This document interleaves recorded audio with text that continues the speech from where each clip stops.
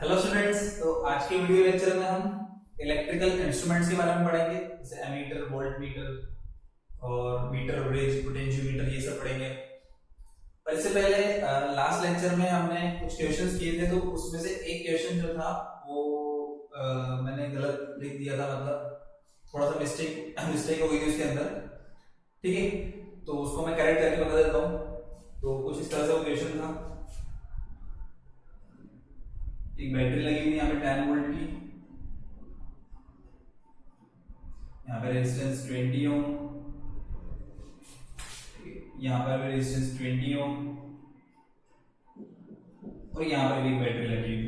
ठीक है, तो मैंने बैटरी उल्टी लगा दी थी, तो एग्जैक्ट जो बैटरी वो लगेगी वो इस तरह से लगेगी। लास्ट क्लास में हमने ऐसे लगा दिया था बैटरी को, और वैसे नहीं है, इस तरह से। ठीक है, हमें इसमें करंट निकालना था। इसमें I1 का वैल्यू क्या होगा और I2 का वैल्यू क्या होगा। I1 I2 वैल्यू बतानी थी। तो अभी भी वैसे ये सेम इसी तरह से करना है, सिंपलीफिकेशन है। ठीक है, तो इसमें ऐसे करंट लिया हमने, इधर प्लस इधर माइनस ले लेंगे। इसमें भी ऐसे करंट लिया, इधर प्लस इधर माइनस ले लेंगे। डायरेक्शन इसमें प्लस माइनस पहले से बना होता है, किरचॉफ लॉ अप्लाई कर देंगे। एक बार इस तरफ, तो कहीं से रोटेट हो, यहीं से कर दो, प्लस से माइनस, -10 प्लस से माइनस, -20 into I2 और माइनस से प्लस, प्लस 20 I1 हो जाएगा इक्वल टू 0। इस -10 को उधर ले जाएंगे, 20 कॉमन आ जाएगा इन दोनों में। I1 minus I2 equals to 10, तो ये I1 minus I2 equal to 10/20, that means 0.5 ampere. एक इसमें लगा देंगे हम, यहाँ से माइनस से प्लस, +10 प्लस से माइनस, -20 I1 इक्वल्स टू 0, तो यहाँ से I1 की वैल्यू मिल जाएगी 10/20, दैट मींस 0.5 एम्पीयर। यहाँ पे 0.5 एम्पीयर पुट करेंगे तो I2 मिल जाएगा मुझे क्या, 0। तो ये आंसर हो जाएगा 0.5 एम्पीयर, 0। ठीक है, आंसर वही है। वहाँ पर हमने थोड़ा सा गलती कर दी थी, बैटरी रोटी लगा दी थी, और यहाँ पर भी प्लस माइनस थोड़ा सा मिस्टेक कर दिया था वहाँ पर। तो इसको तुम करेक्ट कर सकते हो, ये इसका करेक्ट आंसर है, ये करेक्ट क्वेश्चन है। ठीक है, तो अब हमारे टॉपिक में ये हो गई हमारी क्वेश्चन वाली बात।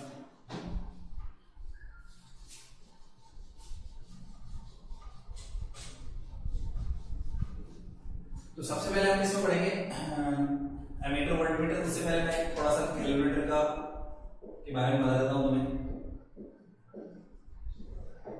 ठीक, कैलकुलेटर और डिटेल में हम मूविंग कॉइल कैलकुलेटर वो नेक्स्ट चैप्टर में पढ़ेंगे, मैग्नेटिक इफेक्ट ऑफ करंट, क्योंकि उसका कॉन्सेप्ट इसके अंदर लगता है मैग्नेट का। अभी मैं इसे सिंपल बता देता हूँ। जैसे कैलकुलेटर को अगर हम सामने से देखेंगे तो ऐसा दिखता है। ठीक है, एक नॉर्मल एनालॉग जो कैलकुलेटर होता है, इसके अंदर नीडल होती है।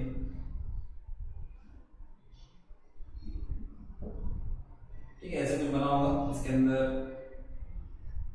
ये इस तरह से स्केल होता है। यहाँ पे सेंटर में 0 होता है, इधर रीडिंग होती है 1 2 3 4 5, कुछ भी हो सकता है। इधर भी 1 2 3 4 5 दोनों तरफ रीडिंग होती है, इधर भी। यहाँ पे नीडल लगी होती है सेंटर पे। ठीक है, तो नॉर्मली ये जैसे माइक्रो एम्पियर या नैनो एम्पियर तक करंट को मेजर कर सकता है। नॉर्मली मान लो माइक्रो एम्पियर।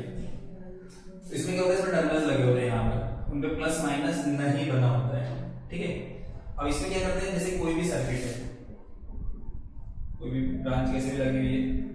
ठीक है, तो उसमें अगर तुम ऐसे कैलकुलेटर को लगा दो, इसको हम सिंपल ऐसे जी से शो कर सकते हैं। जैसे मान लो कैलकुलेटर को लगा दिया, तो कैलकुलेटर दो चीज बताता है। दो क्या क्या चीज बताएगा, एक तो बताएगा करंट की डायरेक्शन। ठीक है, तुमने वायर लगा दिया, ऐसे कैसे भी लगा सकते हो उसमें वायर।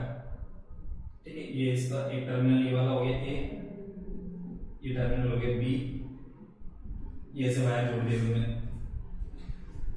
ठीक है, तो करंट अगर ऐसे फ्लो हुई होगी ए से बी की तरफ, मतलब इस तरह से ए से एंटर करके बी से निकल, तो नीडल जो है ये इस तरफ रिफ्लेक्ट होगी, ये ऐसे रिफ्लेक्ट होगी इस तरफ।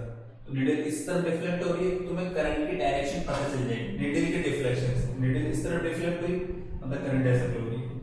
ठीक है, ऐसे जाएगी करंट। मान लो नीडल इस तरफ डिफ्लेक्ट हुई, तो करंट ऐसे फ्लो हो रही होगी इस डायरेक्शन में। तो एक करंट के डिफ्लेक्शन से हमें पता चल जाएगा कि, सॉरी, नीडल के डिफ्लेक्शन से हमें पता चल जाएगा कि करंट किस डायरेक्शन में फ्लो हो रही है, और साथ में करंट की वैल्यू भी बता देता है ये। तो एक तरह से कैलकुलेटर काम क्या करता है, कैलकुलेटर काम करता है किसी भी सर्किट में करंट फ्लो हो रही है नहीं हो रही, तो उसको डिटेक्ट करता है। करंट को डिटेक्ट करने का काम है इसका, और साथ में क्या काम है, किस डायरेक्शन में करंट फ्लो हो रही है, साथ में ये भी बता देता है। तो इसमें अगर लिखना चाहे तो गैल्वेनोमीटर क्या है?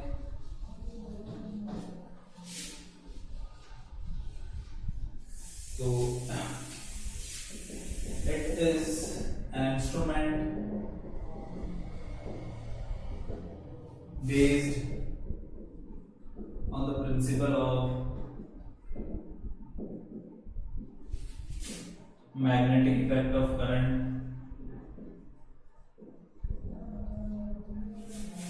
लेकिन इसको हम डिटेल में पढ़ेंगे। एक्चुअल प्रिंसिपल क्या है तो सिंपल यहां पे लिखते हैं मैग्नेटिक इफेक्ट ऑफ करंट। ठीक है, it is used to detect current in the circuit.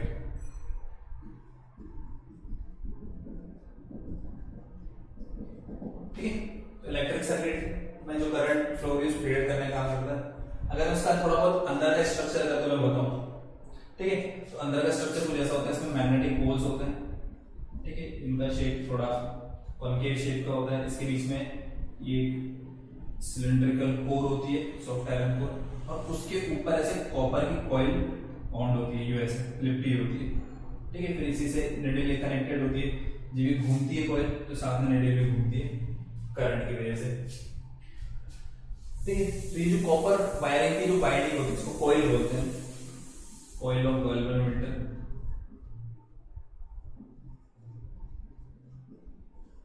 तो कॉइल जो कि इसका खुद का अपना एक रेजिस्टेंस होता है। ठीक है, तो उसको नॉर्मली हम ऐसे डिनोट कर देंगे आर जी से, या फिर सिंपल जी से। सिंपल जी से नोट कर देंगे, आर जी से नोट कर देंगे, ये हो जाएगा रेजिस्टेंस ऑफ गैल्वेनोमीटर। ठीक है, तो रेजिस्टेंस गैल्वेनोमीटर का खुद का रेजिस्टेंस होता है। और गैल्वेनोमीटर को मेरे को शो करना होगा तो मैं सिंपली ऐसे शो कर दूंगा, ये ऐसे एक साइन बना दिया और उसके साथ ये ऐसे रेजिस्टेंस लगा दिया मैंने, आर जी लिख दो, जी लिख दो, सिंपल। तो ये जो पोर्शन है इसको मैं बोल दूंगा क्या, गैल्वेनोमीटर, गैल्वेनोमीटर। ठीक है, तो इसमें कॉइल का जो रेजिस्टेंस होता है वो रेजिस्टेंस ऑफ गैल्वेनोमीटर कॉइल हो जाएगा। और इसमें एक और चीज होती है, एक टर्म हम यूज में लेंगे,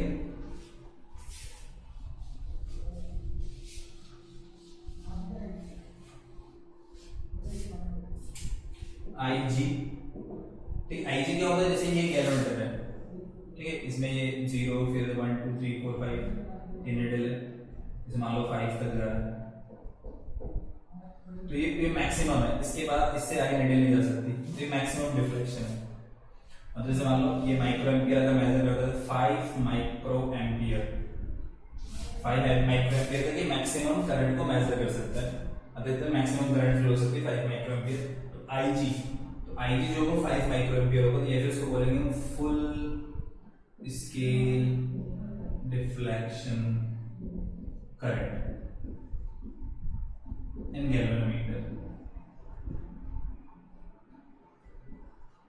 ठीक है, मतलब ये मैक्सिमम करंट है जो इस गैल्वेनोमीटर के अंदर फ्लो हो सकती है, इतने करंट पर ये मैक्सिमम डिफ्लेक्शन देगा, मैक्सिमम मेजर कर सकते हैं full scale deflection current. Full scale मतलब पूरे स्केल पर आगे डिफ्लेक्शन, डिफ्लेक्ट हो रही है, फुल स्केल डिफ्लेक्शन करंट। एक टाइम ये वाला यूज में लेंगे। ठीक है, तो गैल्वेनोमीटर हमारा सिंपल जो मेन टॉपिक है वो हम नेक्स्ट चैप्टर में पढ़ेंगे। तो अभी तो सारे थोड़ा बहुत हमने आइडिया दे दी कि गैल्वेनोमीटर क्या है, किस तरह का दिखता है। अब इसमें मेन चीज हम पढ़ेंगे एमीटर, वोल्टमीटर और उसका कन्वर्जन पढ़ेंगे। ठीक है, तो सबसे पहले हम एमीटर लिख लेते हैं। थोड़ा बहुत जानते हो तो एमीटर के बारे में, it is used to measure electric current in circuit. Circuit में करंट मेजर करने का काम आता है क्या, एमीटर। एमीटर से क्या मेजर करेंगे, current. It is always connected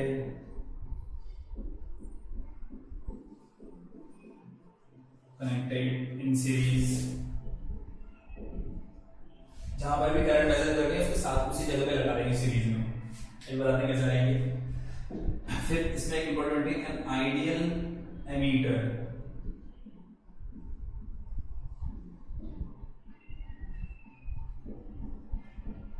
should have zero resistance। तो आइडियल एमीटर जो होता है उसका जीरो रेजिस्टेंस होना चाहिए। क्यों होना चाहिए उसको भी बताते हैं। तो देखो एमीटर को पहले लगाते कैसे हैं, तो ये सब थोड़ा बहुत 10th क्लास में पढ़ रखा है कि एमीटर को हम कैसे कनेक्ट करेंगे, क्या करेंगे क्या नहीं करेंगे, ठीक है। तो जैसे हमारा सिंपल सर्किट,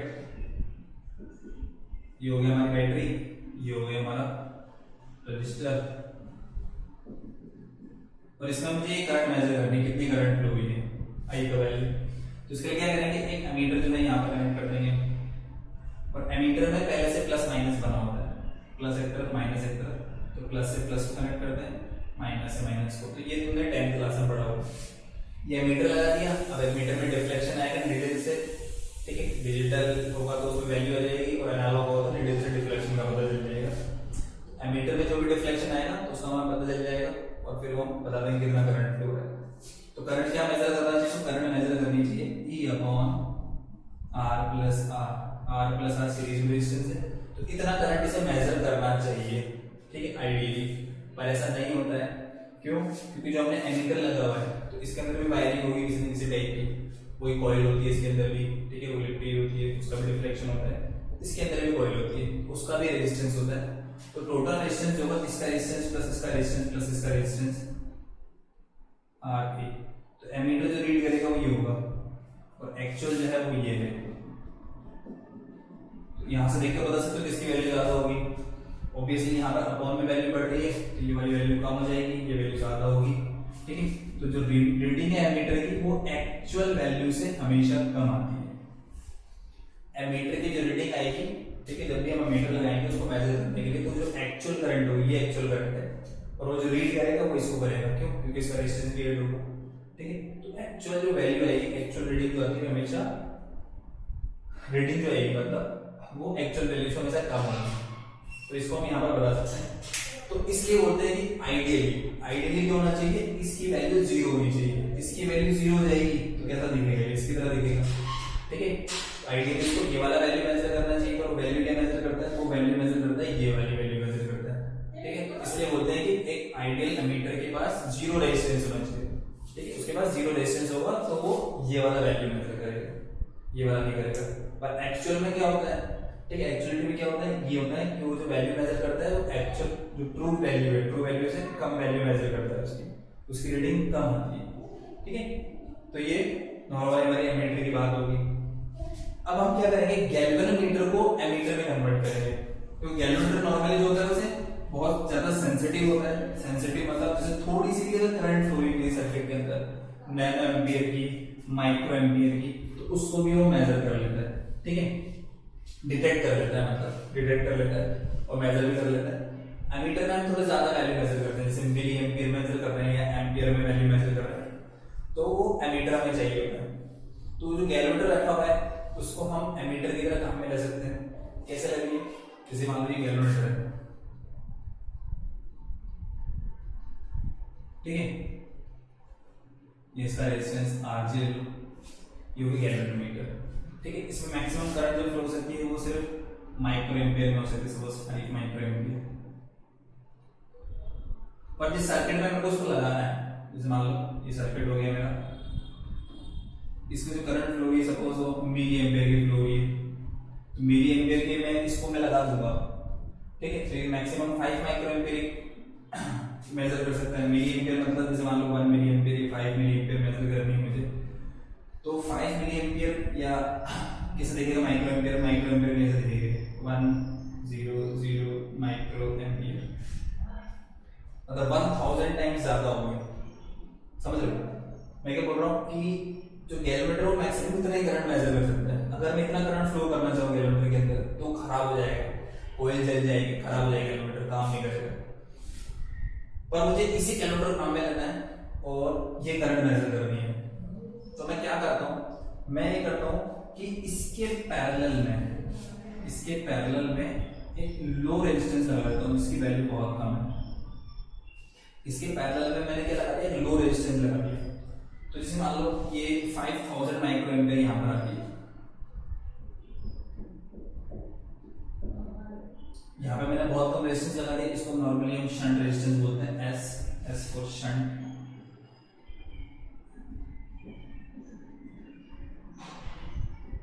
इसको वैल्यू बहुत कम होती है।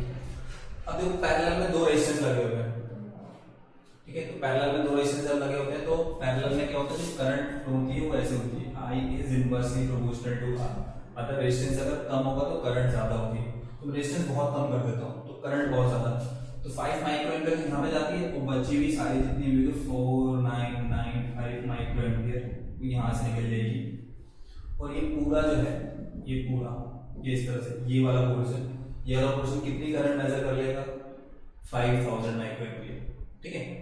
गैल्वेनोमीटर डिफ्लेक्शन तो 5 तक ही शो करेगा, ठीक है, जैसे ये नीडल है इस तरह से, डिफ्लेक्शन कितना 5 तक शो करेगी नीडल, यहाँ से घूमकर यहाँ पहुंच जाएगी 5, और एक्चुअल में 5 माइक्रो एम्पियर की जगह क्या मेजर कर रही है, 5 मिली एम्पियर मेजर कर रही होगी, 5 माइक्रो एम्पियर की जगह 5 मिली एम्पियर मेजर कर रही होगी जब मैं शंट लगा रहा हूँ। क्यों? क्योंकि इसके अंदर पूरा का पूरा कितना 5 मिली एम्पियर फ्लो हो रहा है, 5 मिली एम्पियर फ्लो हो रहा है यहाँ से पूरे के अंदर, यहाँ तो 5 माइक्रो एम्पियर ही जा रहा है, तो बचा हुआ यहाँ से फ्लो होते जा रहा है। तो मैं क्या कर रहा हूँ, इसमें मैक्सिमम इतने करंट फ्लो हो सकता है, पर इसकी रेंज बढ़ाना चाह रहा हूँ, और रेंज क्या कर रहे हैं, इसकी बढ़ा रहे हैं, 5 माइक्रो एम्पियर से 5 मिली एम्पियर कर रहे हैं रेंज। तो रेंज बढ़ाने के लिए क्या करते हैं हम, या फिर ऐसा बोल सकते हैं कि गैल्वेनोमीटर को एमीटर में कन्वर्ट करने के लिए क्या करते हैं, एक पैरेलल में शंट रेजिस्टेंस लगा देते हैं। वो पैरेलल में जो शंट रेजिस्टेंस होता है वो जो एक्स्ट्रा ड्रिविंग करंट होती है वो सब इससे फ्लो हो जाती है, और वो रीडिंग शो कर देता है हमें। तो यहाँ पर ले लेते हैं galvanometer,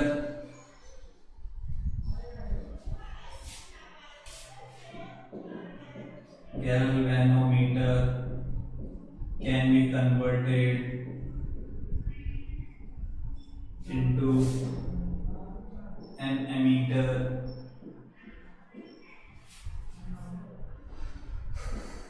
by adding a shunt resistance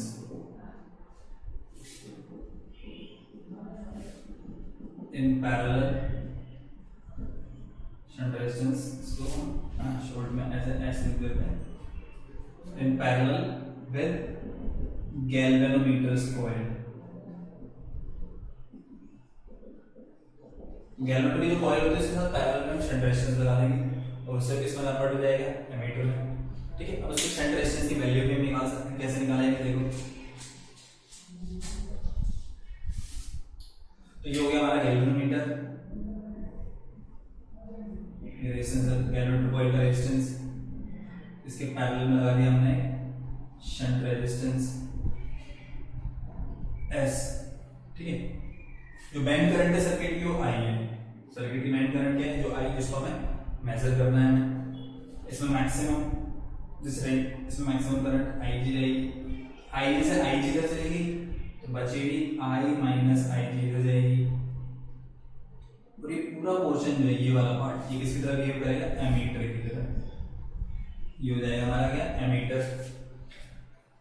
अब देखो ये हो गया पैरेलल में तो इसका पोटेंशियल डिफरेंस और इसका पोटेंशियल डिफरेंस दोनों क्या होगा, सेम होगा, तो मैं ऐसा लिख सकता हूँ I minus IG into S, इसका पोटेंशियल डिफरेंस इसके पोटेंशियल डिफरेंस के ऊपर हो जाएगा IG इंटू RG, ठीक है। तो यहाँ से S की वैल्यू क्या हो जाएगी, शंट रेजिस्टेंस की value IG upon I minus IG into RG, ये सिंपल सा फॉर्मूला है। शंट रेजिस्टेंस का में ध्यान रखना है, ठीक है। IG क्या है, फुल स्केल रिफ्लेक्शन करंट है, RG resistance of galvanometer coil. तो नॉर्मल इक्वेशन में क्या दिया होगा, एक तो तुम्हें दिया होगा, सिंपल सा क्वेश्चन अगर बनाएंगे इसका रेजिस्टेंस दे देगा, ठीक है। जैसे RG का वैल्यू कुछ भी दे 50 ओम दे दिया मैंने, ठीक है। इसकी वैल्यू दे देगा, जैसे इसकी वैल्यू दे दी तो मैं सपोज 5 माइक्रो एम्पियर, वही 5 माइक्रो एम्पियर ले लेते हैं, तो 5 माइक्रो मतलब 10⁻⁻⁶, और इसको कन्वर्ट करना है हमें इसमें 5 मिली एम्पियर रेंज में, I की वैल्यू 5 मिली एम्पियर, IG की वैल्यू 5 माइक्रो एम्पियर, और ये R का वैल्यू है, सॉरी शंट रेजिस्टेंस का वैल्यू है। तो क्या आएगा सॉल्व करने में, देखो ये है, मतलब अगर मैं इसको 10⁻⁻⁶ में लिखूं तो 5000 माइनस 5, तो 5000 माइनस 5 मतलब 49995, मतलब आप उसको 5000 लिख देंगे। तो जब बड़ी वैल्यू से बहुत छोटी वैल्यू सब्ट्रैक्ट करते हैं तो ऑलमोस्ट जो आंसर होता है उसी के इक्वल लिख देते हैं।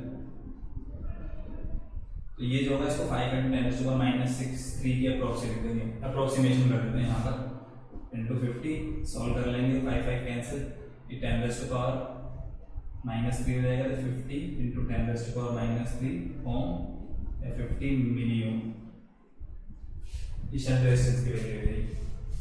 इतना शंट रेजिस्टेंस अगर हम लगाएंगे पैरेलल में तो जो 5 माइक्रो एम्पियर मेजर करा था उसके रेंज बढ़कर कितनी हो जाएगी 5 मिली एम्पियर हो जाएगी। ठीक है, तो ये फॉर्मूला तो ध्यान में रख सकते हो। और इसके अलावा जैसे मान लो किसी क्वेश्चन में देता है इस तरह से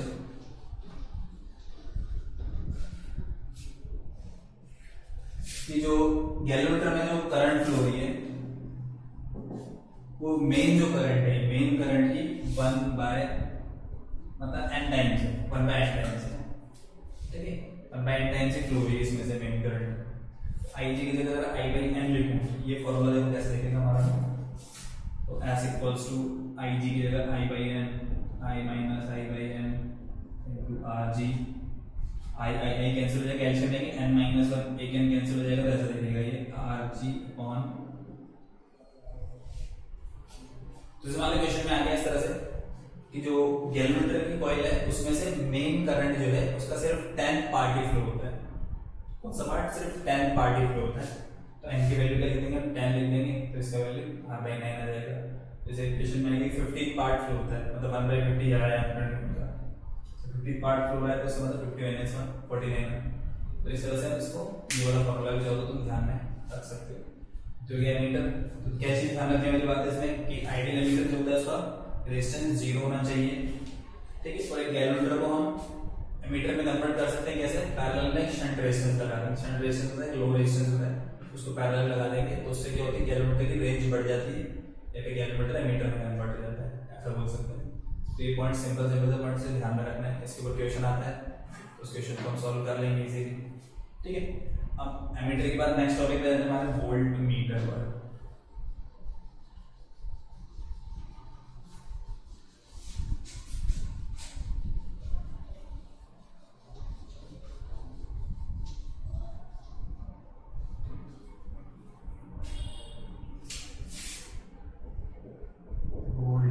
वोल्ट मीटर तुम्हें पता होगा क्या करता है ये? It is used to measure potential difference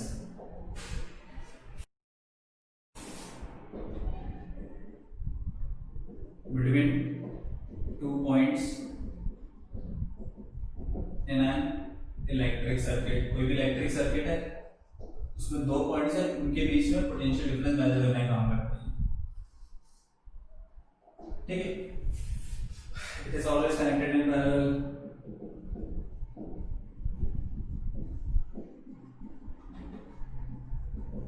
parallel और an ideal voltmeter जो होगा should have infinite resistance।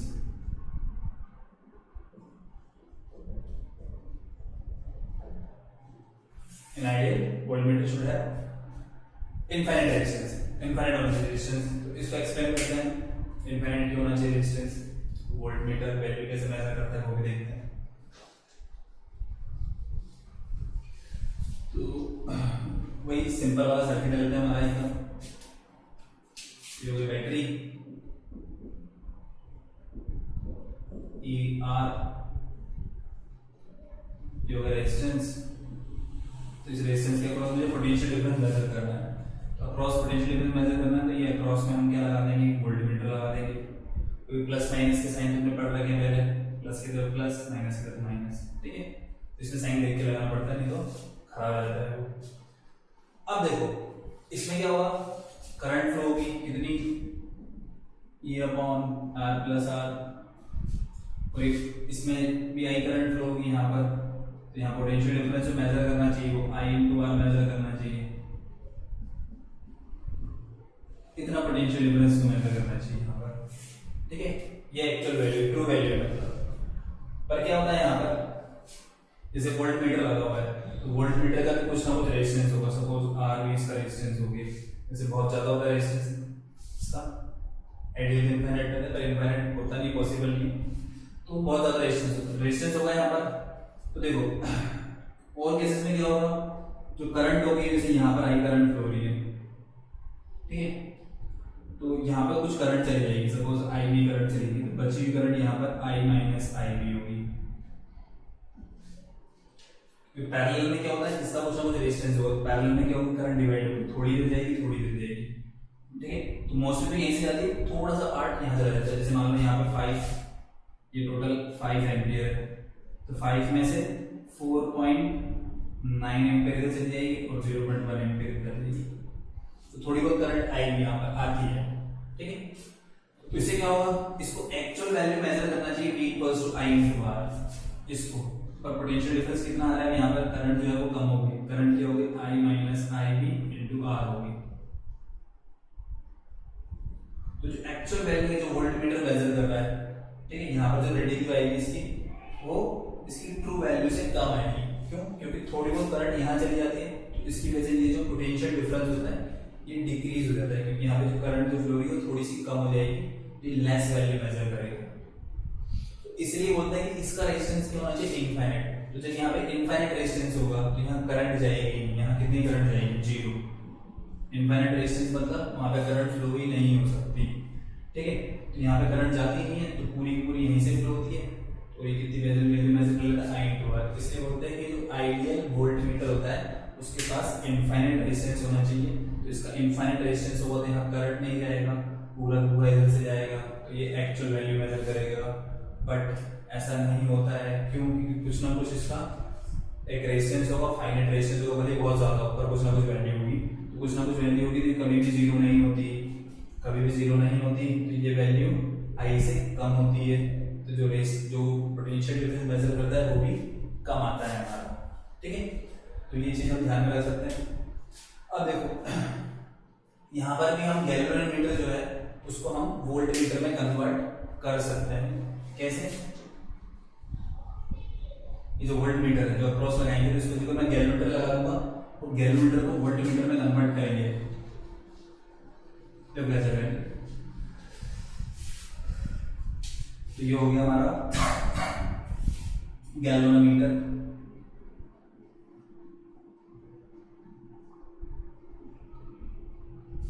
ठीक है। अब इसको वोल्टमीटर की जगह लगाना है, पर इसमें जो करंट फ्लो रेशियो बहुत ही कम होनी चाहिए, क्योंकि वोल्टमीटर में जो करंट फ्लो होती है वो बहुत कम होती है, क्योंकि उसका रेजिस्टेंस बहुत ज्यादा होता है, बहुत ज्यादा। तो इसका रेजिस्टेंस मुझे बहुत ज्यादा करना है, तो रेजिस्टेंस बढ़ा कैसे सकते हैं, तो रेजिस्टेंस बढ़ा सकते हैं, इसके सीरीज में मैं क्या करूंगा, एक हाई रेजिस्टेंस लगा दूं,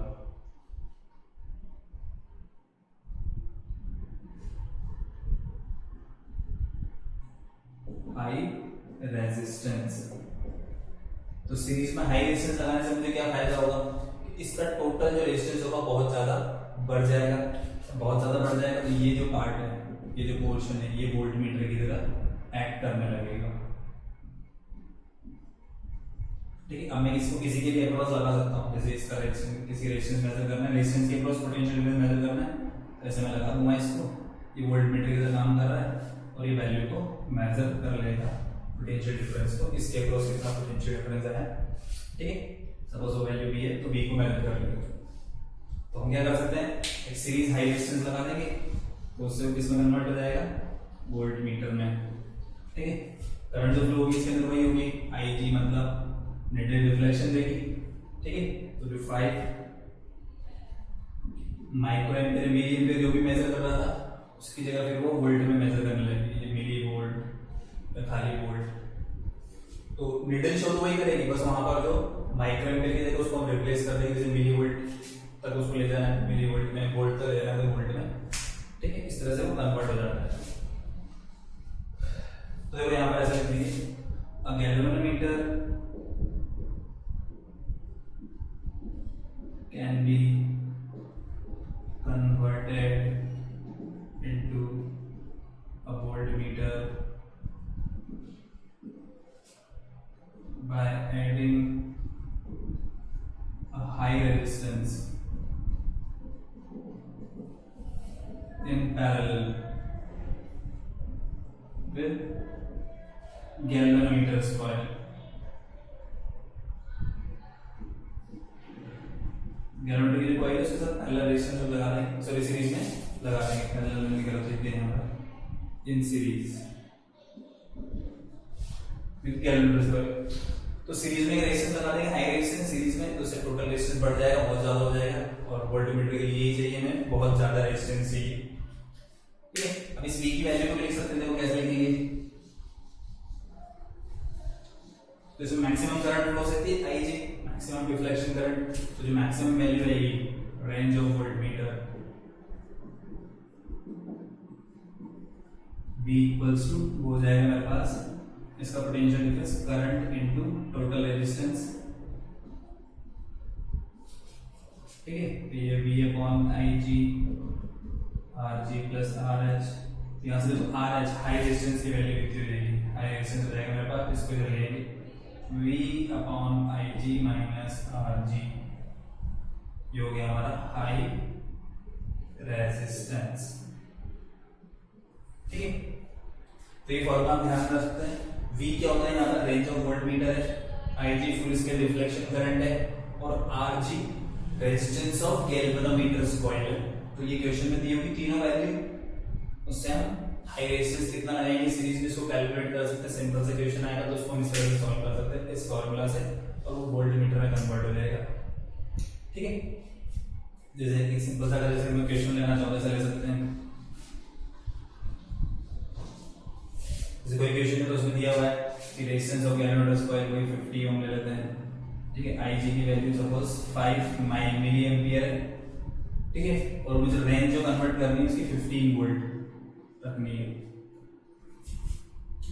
तो RH की वैल्यू क्या होगी, पुट कर दो सारी value, range of voltmeter 5 milli ampere और ये 50, 3 टाइम्स से लिखेगा 3000 माइनस 50, तो ये हो जाएगा मेरे पास कितना 2950, इतना रेजिस्टेंस हमें लगाना पड़ेगा सीरीज में। तो सिंपल सा क्वेश्चन ऐसा बना सकते हैं प्रॉपर। ठीक है, तो ये हो गया हमारा वोल्टमीटर और एमीटर। तो इसके ऊपर क्वेश्चन आते हैं। ठीक है, जैसे लास्ट ईयर 2019 में भी आए थे, 2020 जनवरी में पेपर हुआ था, उसमें भी आए इससे रिलेटेड क्वेश्चंस। तो क्वेश्चंस को तुम देख सकते हो, सॉल्व कर सकते हो। ठीक है, इजी सी क्वेश्चन। अब नेक्स्ट टॉपिक पे जाते हैं। नेक्स्ट टॉपिक है हमारा जो हम पढ़ भी चुके हैं, सिंपल व्हीटस्टोन ब्रिज।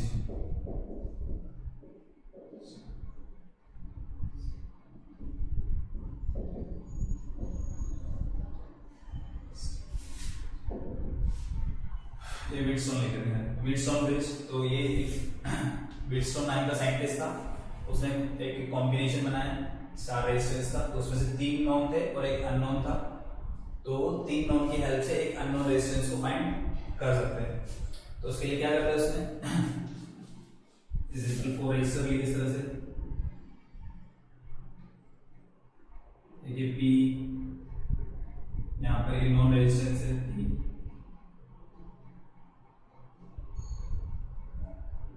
Q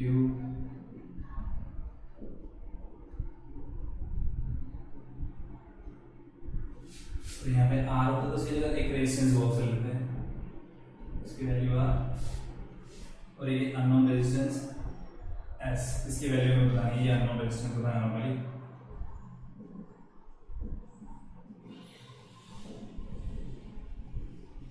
ठीक है, फिर क्या होता है, यहाँ पर एक गैल्वेनोमीटर लगा होता है, की लगी होती है, और एक गैल्वेनोमीटर लगा होता है। तो गैल्वेनोमीटर से हमें पता चल जाता है करंट फ्लो हो रही है या फिर नहीं हो रही है।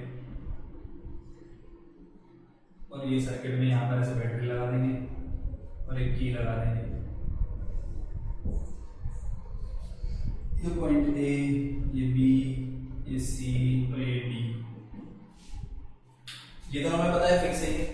ठीक है, फिर इसमें से रेजिस्टेंस को चेंज कर देते हैं, चेंज करते करते एक पॉइंट ऐसा आता है, एक पॉइंट ऐसा आता है जिससे यहाँ पर इसको हम ऐसे कनेक्ट कर देंगे इसको भी। तो यहाँ गैल्वेनोमीटर के अंदर नल डिफ्लेक्शन, गैल्वेनोमीटर के अंदर नल डिफ्लेक्शन मतलब यहाँ का करंट 0 हो जाए। जैसे मान लो यहाँ पे करंट फ्लो है I, ठीक है, वो I1 प्लस I2 के इक्वल, मतलब I1 यहाँ पे जा रही है, I2 यहाँ पे जा रही है। ठीक है, तो total current I1 I2 divide होगी। ठीक है, यहाँ गैल्वेनोमीटर के अंदर जो करंट है उसको लिख देते हैं IG I1 में से IG इधर चली गई तो बची हुई I1 माइनस IG इधर जाएगी, इधर से I2 आ रही है, इधर से IG जा रही है, तो इधर हो जाएगी I2 प्लस IG। ठीक है, तो इसमें when deflection in the galvanometer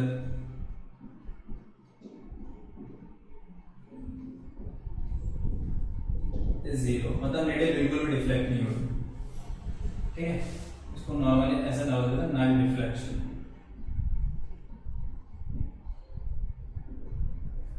और बैलेंस,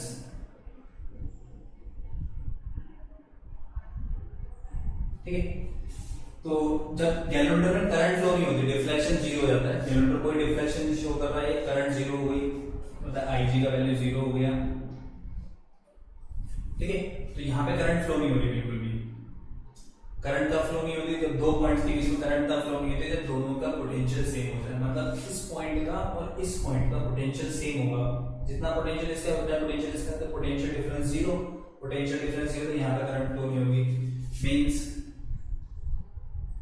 जो VC का पोटेंशियल है और वही VD का है, VC और VD का पोटेंशियल सेम है। ठीक है, अब मैं चाहूँ तो इसको ऐसे लिख सकता हूँ। ठीक है, VA minus VC equals to VA minus VB। VC और VD तो सेम है, ये कैंसिल हो जाएगा, VA इक्वल्स टू VA, तो ऐसा लिख सकते हैं। ठीक है, तो VA माइनस VC मतलब क्या है? VA माइनस VC मतलब इन दोनों का पोटेंशियल डिफरेंस, इन दोनों पॉइंट्स का पोटेंशियल डिफरेंस को लिख सकते हैं I into R। R की वैल्यू यहाँ पर क्या है? P है, और यहीं I into R की वैल्यू क्या है? R है। तो यहाँ से लिखता हूँ I1P इक्वल्स टू I2R। यहाँ से ये जाएगा I1P इक्वल्स टू I2R, यहाँ से I2 by I1।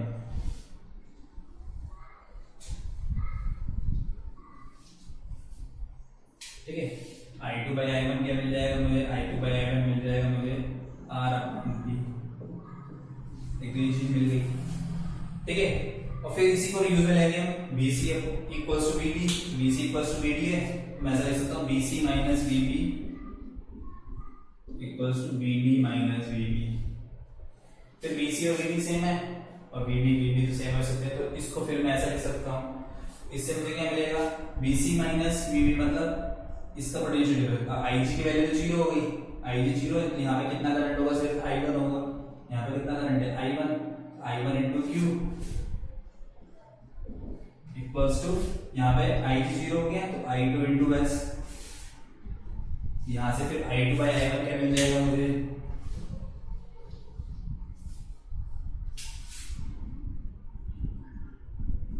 I2 by I1 Q upon S। ठीक है, सबसे पहले गलत लिख दिया हमने, ये P by Q होगा यहाँ पर, I2 by I1 P by Q होगा, और इधर I2 by I1 Q by S हो जाएगा। तो देखो ये दोनों इक्वल है, फिर R आएगा यहाँ पर, फिर मैं गलत बोल रहा हूँ। I2 by I1 P by R और यहाँ I2 by I1 Q by S, दोनों को इक्वल पुट कर देंगे, क्योंकि दोनों I2 by I1 है तो इक्वल पुट कर दो, तो P by R equals to Q by S। P upon R equals to Q upon S, तो P upon Q equals to R upon S। तो ये बोलते हैं कि इसका रेशो इसके रेशो के इक्वल है, यहाँ पे करंट फ्लो नहीं होती। तो ये प्रिंसिपल होता है हमारा सिंपल व्हीटस्टोन ब्रिज का। तो इससे हम S की वैल्यू निकाल सकते हैं। अननोन रेजिस्टेंस क्या हो जाएगा मेरे पास?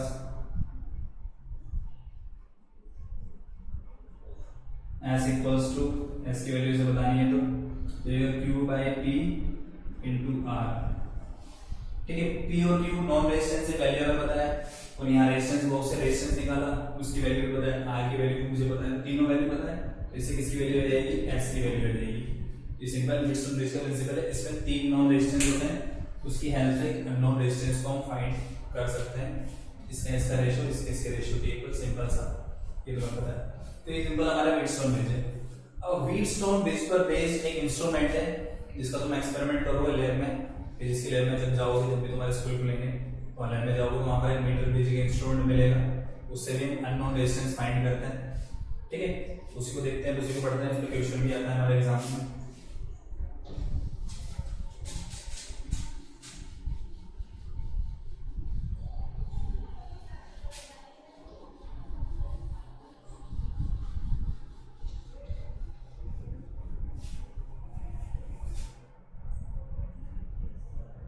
ठीक है, तो ये इस तरह से स्ट्रक्चर होता है। एक वुडन बोर्ड होता है पूरा, उस वुडन बोर्ड के ऊपर ऐसे एल शेप में स्ट्रिप्स बनी होती है मेटल की। ठीक है, ये स्ट्रेट होती है, फिर एक और एल शेप की स्ट्रिप होगी,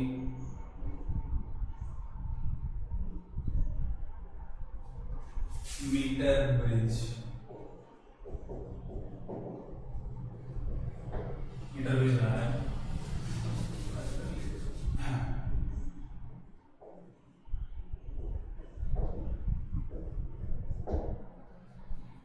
यहाँ पर वही पॉइंट ए और पॉइंट बी रखते हैं, तो एक पॉइंट ए हो गया, एक पॉइंट बी हो गया, तो ए बी के बीच में एक वायर लगा होता है स्ट्रेट इस तरह से। ठीक है, इसकी लेंथ होती है 1 मीटर लेंथ होती है, इसकी कितनी होती है 1 मीटर लेंथ होती है। और ऐसे इसके नीचे स्केल बना होता है, यहाँ से 0, फिर 1 2 3 4 5 6, सेंटीमीटर में 10 centimetre, 20 centimetre, 50 centimetre, 60 centimetre, 100 centimetre. 100 centimetre मतलब 1 मीटर हो गया, तो 1 मीटर लेंथ का एक वायर होता है। ठीक है, इसके अंदर यहाँ पर 2 टर्मिनल्स होते हैं, इस पर हम नॉर्मली एक रेजिस्टेंस बॉक्स लगा देते हैं। जैसे भी हमने व्हीटस्टोन ब्रिज में रेजिस्टेंस बॉक्स लगाया था, वैसे से यहाँ पर भी रेजिस्टेंस बॉक्स, उसकी वैल्यू आर। यहाँ पे 2 टर्मिनल्स होते हैं, उनके बीच में अननोन रेजिस्टेंस लगता है, वही एस।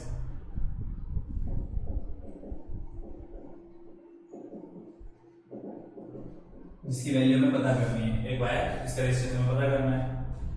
ठीक है, इस पॉइंट से ये गैल्वेमीटर लगा होता है, इसको चाहो तो इस पॉइंट को सी नाम दे दो। इसका दूसरा टर्मिनल एक स्लाइडिंग की से कनेक्ट होता है, एक जोकी होती है। ठीक है, इससे थोड़ी सी मतलब इतनी साइज की होती है वो। ठीक है, एक टर्मिनल होता है और उसको हम ऐसे पकड़ के उसको स्लाइड करते हैं, इसके ऊपर स्लाइडिंग की जो कि यहाँ से यहाँ तक टच करते हुए लेके जाते हैं। ठीक है, एक पॉइंट पर वापस जैसे इसको बैटरी से कनेक्ट कर देंगे, तो बैटरी से लगाई थी हमने, बैटरी लगा दी, बैटरी से कनेक्ट करेंगे, करंट फ्लो होगा। ठीक है, तो ये पॉइंट भी डी हो जाएगा, तो इसको डी ले लेते हैं, इसको सी ले लेते हैं, ये सी पॉइंट हो जाएगा हमारा। तो वो सेम स्ट्रक्चर है। ठीक है, नल डिफ्लेक्शन मिलेगा, कोई जीरो डिफ्लेक्शन, तो यहाँ से यहाँ का जो रेजिस्टेंस होगा, रेजिस्टेंस को पी बोल सकते हैं। ये वायर होता है, इसका एक रेजिस्टेंस होता है फिक्स, यूनिफॉर्म क्रॉस सेक्शन होता है मीटर ब्रिज का जो वायर होगा। और नॉर्मली जो ये बना होता है, ये होता है मैंगनीज या फिर कांस्टेंट एलॉयज होता है। ठीक है, तो यहाँ पर लिखना चाहिए wire of meter bridge has uniform cross section, uniform cross section होता है इसका। ठीक है, it is made of alloy, ये तो मैग्नीशियम का बना होगा, और या फिर कॉन्स्टेंटन।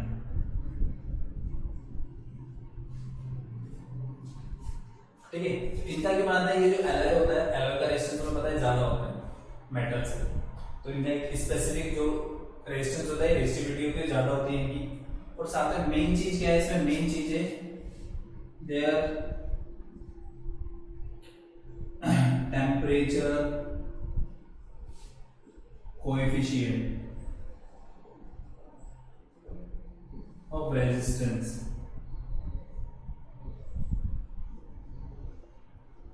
Are negligible.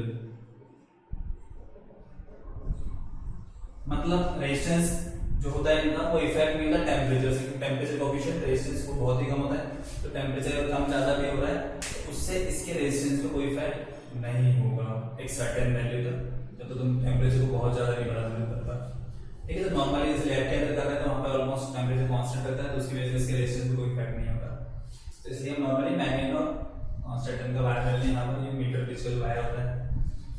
ठीक है। यूनिफॉर्म क्रॉस सेक्शन होता है, तो यूनिफॉर्म क्रॉस सेक्शन से मुझे क्या फायदा होगा, तो यूनिफॉर्म क्रॉस सेक्शन से मुझे फायदा होगा इसमें, इसका रेजिस्टेंस जो है वो सिर्फ लेंथ पर डिपेंड करेगा। R equals rho L upon A, resistivity पूरी की कांस्टेंट, एरिया पूरे का कांस्टेंट होता है R प्रोपोर्शनल टू L। तो जितनी ज्यादा इसकी लेंथ होगी उतना ज्यादा रेजिस्टेंस होगा। मान लो इसको हम इधर ले आए, थोड़ा सा लेंथ बढ़ जाएगी तो रेजिस्टेंस बढ़ जाएगा, लेंथ कम हो जाएगी तो रेजिस्टेंस कम हो जाएगा। तो लेंथ से यहाँ पे रेजिस्टेंस आता है, ठीक है। तो मान लो इस पोर्शन की लेंथ है L सेंटीमीटर में, सेंटीमीटर इसकी लेंथ है L, तो बचे हुए पोर्शन की हो जाएगी 100 माइनस L, टोटल 100 सेंटीमीटर है, तो ये L, ये 100 माइनस L। तो ये पोर्शन का रेजिस्टेंस P, इस वाले पोर्शन का रेजिस्टेंस Q।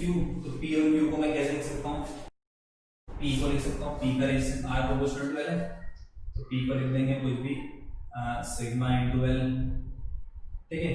ये सिग्मा जो है रेजिस्टेंस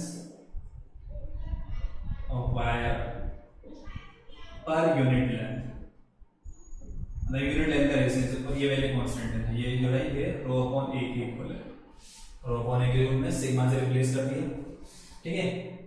रेजिस्टेंस का होगा रो L बाई A, तो रो और A की जगह सिग्मा या कुछ भी लिख सकते हो तुम्हारी थोड़े बहुत कांस्टेंट। L लेंथ का रेजिस्टेंस सिग्मा L, और Q का वैल्यू क्या हो जाएगा 100 माइनस L लेंथ का resistance, sigma into 100 minus L। तो अगर ये यहाँ पर इस लेंथ का रेजिस्टेंस मुझे निकालना है तो इस लेंथ का रेजिस्टेंस हो जाएगा, इस लेंथ का रेजिस्टेंस मुझे निकालना है तो उस लेंथ का रेजिस्टेंस हो जाएगा। अब कुछ नहीं करते, इसमें करते क्या है, यहाँ से रेजिस्टेंस बॉक्स से डिजायर रेजिस्टेंस निकाल लेते हैं जिससे मुझे आंसर मिल जाए, ठीक है। तो ये रेजिस्टेंस यहाँ से निकाल लेते हैं, फिर इस स्लाइडिंग की वजह से स्लाइड करना स्टार्ट कर देते हैं, यहाँ से स्लाइड करते जाते हैं, स्लाइड करते जाते हैं, और एक पॉइंट ऐसा आता है जिसपे गैल्वेनोमीटर जो होता है जीरो नल डिफ्लेक्शन शो करता है। नल डिफ्लेक्शन शो करेगा मतलब इसमें कोई करंट फ्लो नहीं हो रही, इसमें जब कोई करंट फ्लो नहीं हो रही तो यहाँ पर हम व्हीटस्टोन ब्रिज का प्रिंसिपल लगा सकते हैं, वो ये P है, ये Q है, ये R, ये ऐसे बस मैंने इसको उल्टा बनाते हैं, नॉर्मली P Q को ऊपर ले लेते हैं, RS को नीचे ले लेते हैं, अब RS को ऊपर ले लिया, P Q को नीचे ले लिया, आएगा वैसे ये भी व्हीटस्टोन ब्रिज ही है, ठीक है। ये बीच वाला वायर हो जाएगा ये G, ठीक है। इसका रेशियो इसके रेशियो के इक्वल, ठीक है। इसका रेशियो इसके रेशियो के इक्वल, तो इसमें क्या रहेगा, it is based on the principle of Wheatstone bridge। कभी कभी वाला क्वेश्चन पूछ लेते हैं बोर्ड एग्जाम में, ठीक है। एक नंबर का क्वेश्चन, मतलब व्हीटस्टोन मीटर ब्रिज जो है वो कौन से प्रिंसिपल बेस्ड है, व्हीटस्टोन ब्रिज के प्रिंसिपल बेस्ड है, इसको भी ध्यान रखना है। व्हीटस्टोन ब्रिज से ही इसको हम सॉल्व करते हैं, उसी प्रिंसिपल पे बेस्ड है, ठीक है। 1 मीटर लेंथ का वायर होता है, यूनिफॉर्म क्रॉस सेक्शन होता है, ठीक है, और एलॉय का बनाता है कांस्टेंट या मैग्नेट का अननोन रेजिस्टेंस को हम इससे फाइंड करते हैं। ये इसकी सिंपल सी थ्योरी है, ये डायग्राम है, ये मेटलिक स्ट्रिप्स होती है वैल्यूज है इसकी, ठीक है। यहाँ पे टर्मिनल्स लगे होते हैं ऐसे, ठीक है। तो बीच में इस गैप में तो हम एक रेजिस्टेंस बॉक्स लगाते हैं, इस गैप में एक अननोन रेजिस्टेंस लगाते हैं, एक स्लाइडिंग की होती है उसको स्लाइड करते हैं, नेट डिफ्लेक्शन पॉइंट पर भी देखते हैं। तो जहाँ पर गैल्वेनोमीटर के अंदर ये जो गैल्वेनोमीटर है हमारा नेट डिफ्लेक्शन मिल जाएगा, उस लेंथ को मेजर कर लेते हैं। तो जहां पर मुझे जीरो डिफ्लेक्शन मिलेगा उस लेंथ को देख लूंगा, जैसे मान लो ये 40 सेंटीमीटर पे है, ठीक है। तो बच्चा वो मुझे पता चल जाएगा 60 सेंटीमीटर, 100 माइनस 40। तो व्हीटस्टोन ब्रिज के प्रिंसिपल बेसिस पे सिंपल हम क्या कर लेंगे, यहाँ से फार्मूला बना सकते हो, क्या बनाओगे फार्मूला देखो, तो इसका रेशियो इसके रेशियो के इक्वल, सिंपल सा कांसेप्ट है, इसका रेशियो इसके रेशियो के इक्वल, तो R/S equals to P upon Q, मुझे S की वैल्यू निकालनी है तो Q/P इंटू R, Q का value 100 minus L into sigma, ये L into sigma R, sigma cancel, इसकी value 100 minus L upon L into R। तो सिंपल, अगर लाइन मुझे पता है जितना भी बैलेंस हो रहा है उसकी वैल्यू पुट करूंगा, R का वैल्यू मुझे पता है, कितना रेजिस्टेंस यहाँ से निकाला, मुझे किसकी वैल्यू मिल जाएगी, S की वैल्यू मिल जाएगी, मुझे इसका रेजिस्टेंस मिल जाएगा इस अननोन वायर में।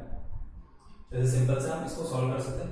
कॉन्सेप्ट बहुत इजी है, बहुत इजी कॉन्सेप्ट क्या है, इतना से ध्यान रखना है, उसमें कोई भी क्वेश्चन हो किसी भी टाइप का, इसका रेशियो इसके रेशियो के इक्वल होगा, बस इसका रेशो इसके रेशो पे इक्वल होगा।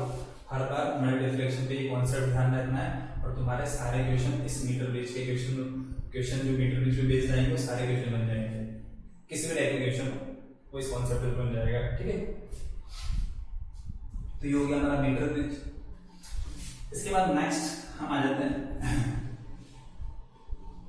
पोटेंशियोमीटर पे।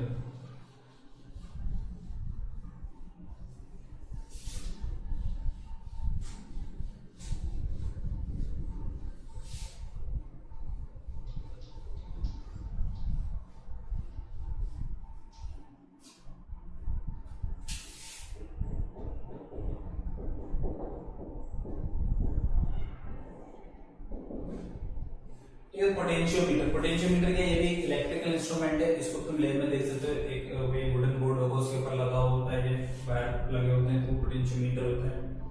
इससे करते क्या है, इससे हम एक तो कोई भी रेजिस्टेंस है उसके क्रॉस पोटेंशियल डिफरेंस मेजर कर सकते हैं।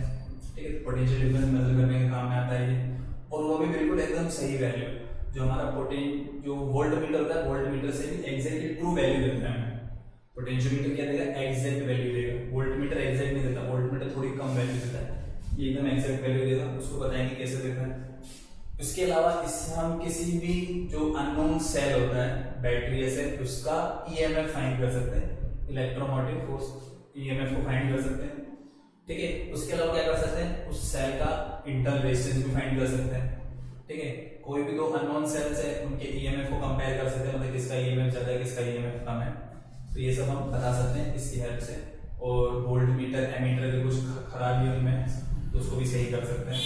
और वो वोल्ट मीटर एमीटर वाला नहीं पढ़ेंगे, उनको कैलिब्रेट करना नहीं पड़ेंगे, सिंपल इसका प्रिंसिपल पढ़ेंगे और इंटरनल रेजिस्टेंस किस तरह से फाइंड करते हैं वो देखेंगे यहाँ पर। ठीक है, अब इसकी बात करते हैं दिखता है कैसा है, तो दिखेगा कैसा है, सिंपल है, वुडन बोर्ड होता है। ठीक है, 1 मीटर ज्यादा इसकी लेंथ होती है इस तरह से। इस पर कोई कांस्टेंट या मैग्नेट का वायर लगा होता है। ठीक है, नॉर्मली 5 मीटर या 10 मीटर का वायर होता है। तो होता कैसे, वो ये 1 मीटर ऐसे, फिर यहां से टर्न लेगा, 1 मीटर ऐसे, फिर ये से टर्न लेता जाता है। तो जितने भी टोटल मतलब 10 टर्न होंगे इस तरह से, 10 बार ऐसे घूम जाता है। ये स्केल लगे होते हैं यहाँ पर वही 0 1 2 3 100 सेंटीमीटर, फिर 100 सेंटीमीटर के बाद फिर 100 1 2 3 4, यहाँ 200 सेंटीमीटर, फिर यहाँ 300 सेंटीमीटर, फिर 400, फिर 500, फिर 600, 700, 900। ठीक है, और फिर 1000 सेंटीमीटर मतलब 10 मीटर हो जाएगा। तो ये इस तरह से लगा होता है, ये वायर होता है पोटेंशियोमीटर। ठीक है, फिर इसके लिए टर्मिनल्स होते हैं जिसके अक्रॉस हम सेल लगा देते हैं ऐसे करके। ठीक है, इसको हम नॉर्मली प्राइमरी सेल बोलते हैं, ईपी। यहाँ पे इसका इंटर रेजिस्टेंस जो भी होगा ई लगा देते हैं, साथ में एक रियोस्टेट लगा देते हैं जो करंट को चेंज कर सकते हैं, करंट की वैल्यू कंट्रोल कर सकते हैं इसकी हेल्प से। ये रियोस्टेट भी लगा देते हैं। ये जो सर्किट होता है इसको प्राइमरी सर्किट बोलते हैं इस तरह से। इससे क्या होता है, इस पोटेंशियोमीटर वायर में करंट फ्लो होती है। ठीक है, और इसके अक्रॉस एक फिक्स पोटेंशियल डिफरेंस आ जाता है। ठीक है, अभी जिस भी सेल का मुझे ईएमएफ पता करना है, किसी रेजिस्टेंस के क्रॉस, किसी रेजिस्टेंस के ऊपर कितना पोटेंशियल डिफरेंस है उसको पता करना है, इंटर रेजिस्टेंस फाइंड करना है, तो फिर उसको हम ऐसे टर्मिनल्स के बीच में लगा देते हैं। जैसे सेल का ईएमएफ पता करना है, सेल लगा दिया मैंने। ठीक है, ठीक है, और यहाँ से एक एलिमेंट लगा देते हैं, फिर से स्लाइडिंग की कनेक्ट कर देते हैं। ठीक, वही जो फिर उसको स्लाइड करते हैं ऐसे, फिर देखते हैं कि कहाँ पर इसमें नल डिफ्लेक्शन पॉइंट आ रहा है, फिर उससे इसका ईएमएफ या इंटरनल रेजिस्टेंस जो भी फाइंड करना है उसको कर सकते हैं। तो उसको हम पढ़ते हैं। तो ऐसा डायग्राम तो नहीं बनाएंगे हम, सिंपल सर्किट डायग्राम बनाएंगे। इसका कैसे दिखेगा ये देखो।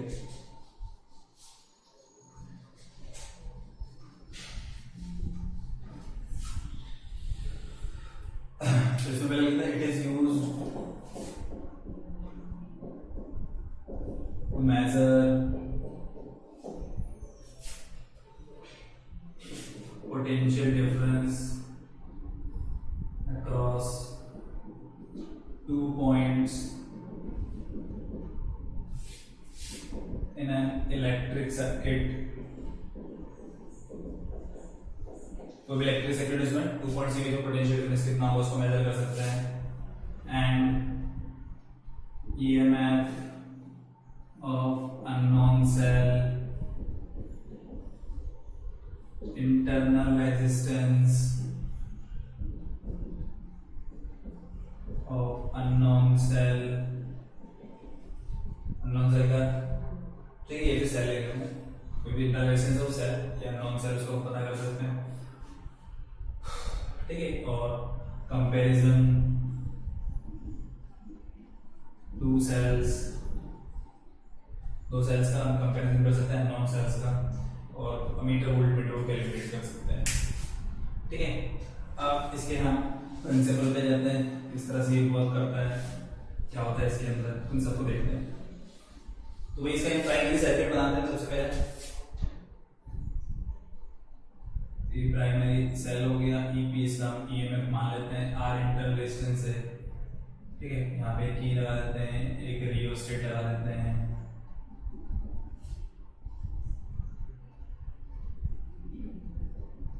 और ये हो जाएगा हमारा पोटेंशियोमीटर वायर ए बी। घुमा घुमा के बनाया था हमने, तो थोड़ा डायग्राम के सीधा ऐसे बना देंगे। इसका रेजिस्टेंस मान लेते हैं, इसका रेजिस्टेंस आर है और इसकी लेंथ है एल, ठीक है। नॉर्मली 10 मीटर होती है या 5 मीटर होती है, एल मान लेते हैं, एल इसकी लेंथ है, ठीक है। इससे इसमें करंट फ्लो होगा आई, उसकी वैल्यू बता सकते हैं हम। तो यहाँ पे लिख देते हैं potentiometer wire as length capital L and resistance capital R। तो करंट कितनी फ्लो होगी इसके अंदर, I equals to the total EMF upon total resistance. तो टोटल रेजिस्टेंस हो जाएगा हमारा ये वाला रेजिस्टेंस, ये वाला रेजिस्टेंस, ये वाला रेजिस्टेंस, तो तीनों सीरीज में, तो लिख देंगे R प्लस RH, ठीक है। ये करंट हो जाएगी। फिर मैं लिखूंगा तो potential difference across wire AB के क्रॉस पोटेंशियल डिफरेंस कितना होगा, I into R. I current flow है, R इसका रेजिस्टेंस है, तो I into R potential difference हो जाएगा। तो इसको मैं लिखूंगा, तो ऐसे लिख दूंगा B equals to EP into R plus RH into R। फिर इसके बाद हम इसमें एक वैल्यू निकालते हैं, उस वैल्यू को बोलेंगे पोटेंशियल ग्रेडियंट। पोटेंशियल ग्रेडियंट मतलब यहाँ पर क्या होता है, इसकी यूनिट लेंथ पर कितना पोटेंशियल है, ठीक है। ग्रेडियंट मतलब डिवाइड बाय लेंथ। किसी को ग्रेडियंट निकालते हैं तो उस वैल्यू को लेंथ से डिवाइड कर देते हैं, डिस्टेंस से डिवाइड कर देते हैं। तो पोटेंशियल ग्रेडियंट तो पोटेंशियल डिवाइड बाय लेंथ, तो पोटेंशियल ग्रेडियंट इसको हम बोलेंगे यहाँ पर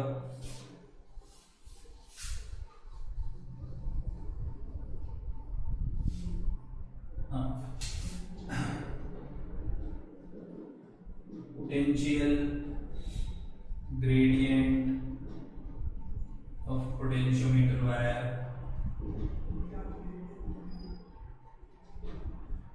means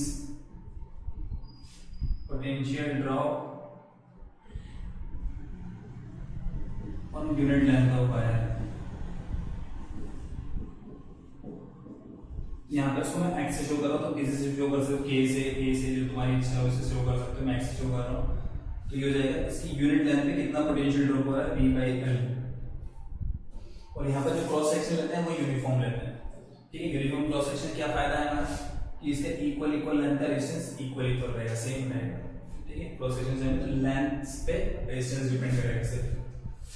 x equals to V by L, तो फिर हम एक्स की वैल्यू निकाल लेंगे, ठीक है। V की वैल्यू वो है, वहां से टोटल आ जाएगा कितना, टोटल पोटेंशियल ड्रॉप A और B के बीच में कितना हो रहा है, तो इससे x की वैल्यू मुझे मिल जाएगी।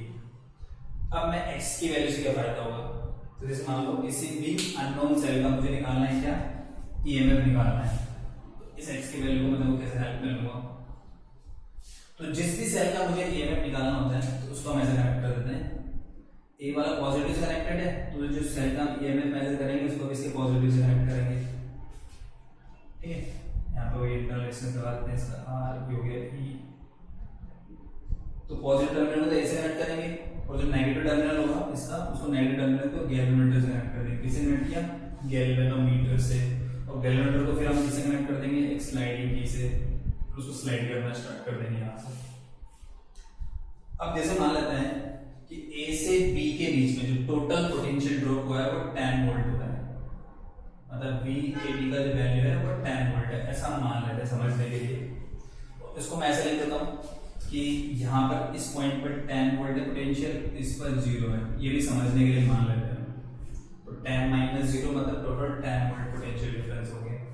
अब पोटेंशियल ड्रॉप होता है यूनिफॉर्मली होगा, क्योंकि V equals to I into R, I constant है मतलब V proportional to R, R जो है वो किस पर डिपेंड कर रहा है, लेंथ पर, तो V प्रोपोर्शनल टू L ऐसा लिख सकता हूँ मैं। तो लेंथ जैसे जैसे इंक्रीज होती जाएगी पोटेंशियल जो है उसकी वैल्यू भी इंक्रीज होती जाएगी ड्रॉप की, है ना, टोटल पोटेंशियल की, पोटेंशियल डिफरेंस की, पोटेंशियल डिफरेंस है। तो जैसे मान लो 10 मीटर लेंथ है इसकी, तो उस पर टोटल 10 वोल्ट पोटेंशियल डिफरेंस आ रहा है, तो 1 मीटर लेंथ पर कितना आएगा, 1 वोल्ट। तो 1 वोल्ट पोटेंशियल ड्रॉप मतलब मैं समझ सकता हूँ कि इस पर 10 वोल्ट पोटेंशियल है, इस पर 9 वोल्ट पोटेंशियल है, तो पोटेंशियल डिफरेंस जो होगा वो 1 वोल्ट हो जाएगा। तो ये 1 वोल्ट पोटेंशियल डिफरेंस, ये कितना है, 1 वोल्ट, ठीक है। मतलब मैं इस पॉइंट पे बोल सकता हूँ कि इस पॉइंट पर 9 वोल्ट, इस पर 8 वोल्ट, इस पर 7 वोल्ट, इस पर 6, फिर 5, फिर 4, फिर 3, फिर 2, फिर 1, फिर 0। तो ऐसे हर वोल्ट पर अलग अलग पोटेंशियल होगा, हर पॉइंट पर अलग अलग पोटेंशियल होगा, तो उससे मुझे पोटेंशियल डिफरेंस मिल जाएगा, ठीक है। अब मान लो ये जो ईएमएफ है इसकी वैल्यू सपोज मान लेते हैं हमारी तरफ से कि इसकी वैल्यू आती है हमारी 3 वोल्ट है, मान लो इसकी वैल्यू 3 वोल्ट है, ठीक है। अब मैंने इसको यहाँ पे टच किया, अब इसको तुम्हें बैटरी की तरह मानना है, किसकी तरह मानना है इसको, बैटरी की तरह। बैटरी की तरह मतलब एक बैटरी है जिसका 1 वोल्ट ईएमएफ है, एक बैटरी है जिसका 1 वोल्ट ईएमएफ है। ये बैटरी तो ऐसे लगा दी, ये 1 वोल्ट की बैटरी, ठीक है। इधर कितनी लगी है, 3 वोल्ट की बैटरी, तो ये कैलकुलेटर लगा हुआ है। तो ऑब्वियसली 3 वोल्ट की जो बैटरी है ये ज्यादा है, तो ये डोमिनेट करेगी इस पे 1 वोल्ट पर, ठीक है। 3 वोल्ट की बैटरी, इधर करंट फ्लो करना चाहिए, ऐसे करंट फ्लो करना चाहिए, तो ऑब्वियसली डोमिनेट करेगी तो ऐसे करंट फ्लो होगा, ऐसे करंट फ्लो होगा तो कैलकुलेटर के अंदर डिफ्लेक्शन आएगा, ये इस तरह से करंट फ्लो हो रहा है, इस तरह इधर डिफ्लेक्शन आएगा। तो जो कैलकुलेटर है इसके अंदर इधर डिफ्लेक्शन आएगा, इस तरफ। जब मैं इसको यहाँ पे स्टार्टिंग के यहीं पर कनेक्ट करूंगा तो मैं क्या करता हूँ, मैं स्टार्टिंग स्लाइड करना स्टार्ट करता हूँ, तो पहले इधर डिफ्लेक्शन आया, यहाँ पे रखूंगा तो इधर डिफ्लेक्शन आएगा। मैंने मान लो स्लाइड करते हुए यहाँ रख दिया 8 वोल्ट पर, तो ये कितना पोटेंशियल ड्रॉप हुआ, 10 माइनस 8 मतलब 2, तो ये 2 वोल्ट। फिर डोमिनेट करेगा तो इसकी वैल्यू ज्यादा है, फिर ऐसे करंट फ्लो होगी, करंट की वैल्यू कम हो जाएगी पर करंट फ्लो ऐसे ही होगी, फिर इसके अंदर डिफ्लेक्शन आएगा, डिफ्लेक्शन थोड़ा कम होता जाएगा, फिर डिफ्लेक्शन आएगा इधर। मान लो मैं इसको हटाकर यहाँ कर देता हूँ, 5 वोल्ट पे कर देता हूँ। अब पोटेंशियल डिफरेंस कितना होगा, 10 माइनस 5 मतलब 5,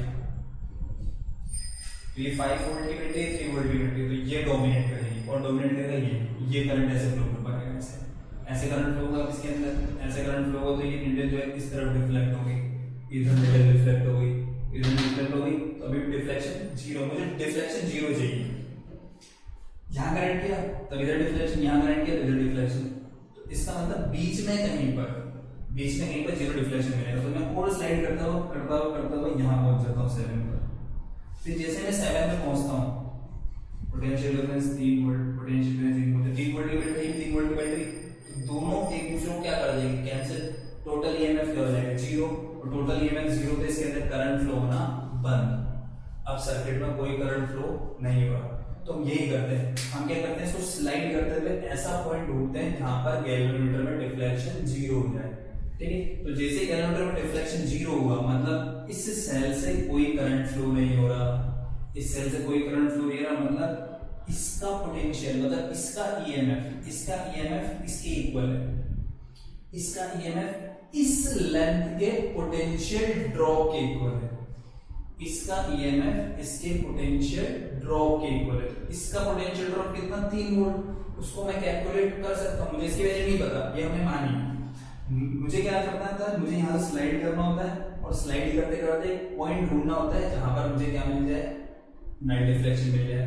तो नेट डिफ्लेक्शन मिलेगा तो ये मुझे लेंथ मिल जाएगी, ये मुझे क्या मिल जाएगी, लेंथ। और इस लेंथ पे कितना पोटेंशियल ड्रॉप हुआ उसको मैं बता सकता हूँ। मेरे पास क्या है, मेरे पास x है, x क्या है मेरे पास, यूनिट लेंथ का पोटेंशियल ड्रॉप। सपोज ये लेंथ मिली मुझे कितनी, l, तो एल लेंथ पे कितना पोटेंशियल ड्रॉप होगा, एक्स एल, यूनिट लेंथ पे potential drop x, L length पे पोटेंशियल ड्रॉप एक्स एल, इसका पोटेंशियल ड्रॉप मिल गया।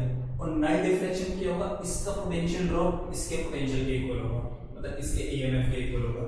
तो यहाँ पर ईएमएफ लिख दूंगा इक्वल्स टू एक्सएल। अब मैं ईएमएफ क्यों बोल रहा हूँ, ईएमएफ इसलिए बोल रहा हूँ कि इस सेल से कोई करंट फ्लो नहीं होगी, मतलब सेल के अंदर करंट जा रही है, सेल से करंट फ्लो हो रही है, तो यहाँ पे कोई करंट फ्लो नहीं होगी। तो जब करंट फ्लो नहीं होती, जब सेल से करंट फ्लो नहीं होती, तो उसका जो पोटेंशियल ड्रॉप होता है, टर्मिनल वोल्टेज जो होता है, टर्मिनल वोल्टेज किसके इक्वल होता है, ईएमएफ के इक्वल होता है। तो यहाँ पर सेल से कोई करंट फ्लो नहीं हो रही, इसलिए इसके टर्मिनल के अक्रॉस जो पोटेंशियल ड्रॉप होगा उसको हम ईएमएफ बोलेंगे, और यहाँ पर जो वैल्यू मिलेगी मुझे x इंटू एल, वो ईएमएफ के इक्वल होगी। तो ईएमएफ ऑफ सेल आ जाएगा x इंटू एल।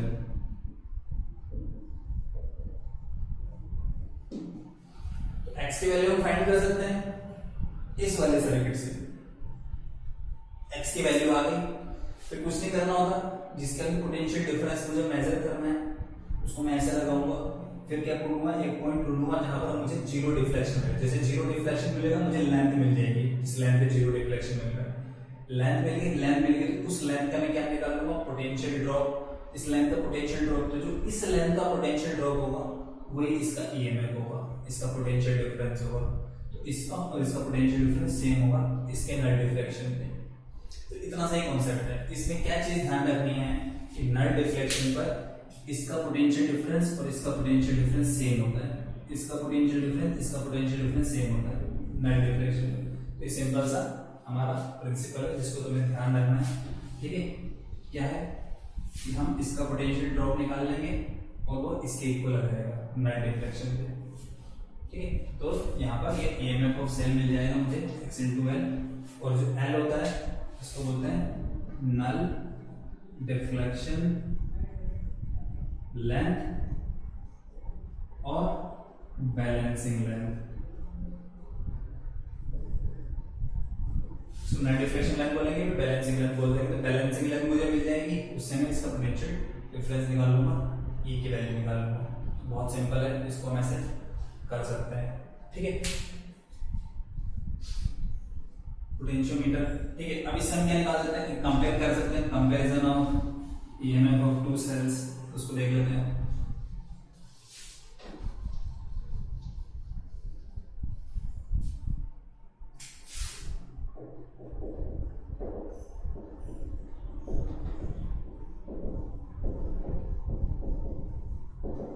दो सेल्स हैं तो ईएमएफ को कंपेयर करना है, कुछ नहीं करना, ये सिंपल सा हमारा प्राइमरी सर्किट बना दो।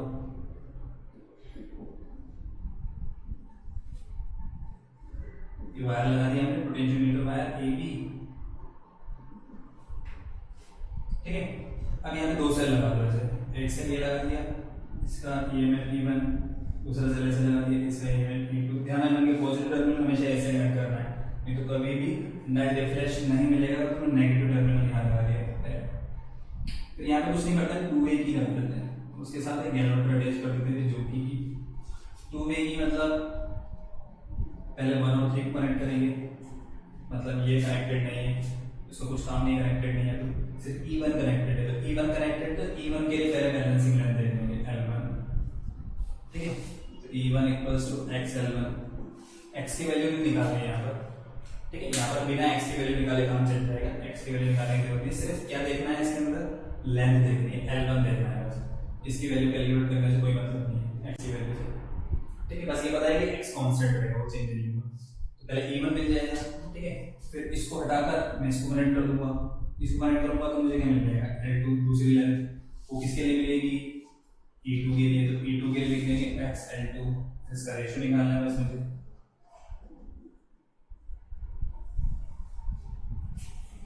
बहुत सिंपल, पहले 1 और 2 कनेक्ट किया, बैलेंसिंग लाइन होगी E1 के लिए XL1, फिर दोनों कनेक्ट किया, E2 के लिए बैलेंसिंग के लिए L2, E1 E2 का रेशियो हो जाएगा E1/E2 इक्वल्स टू L1 के।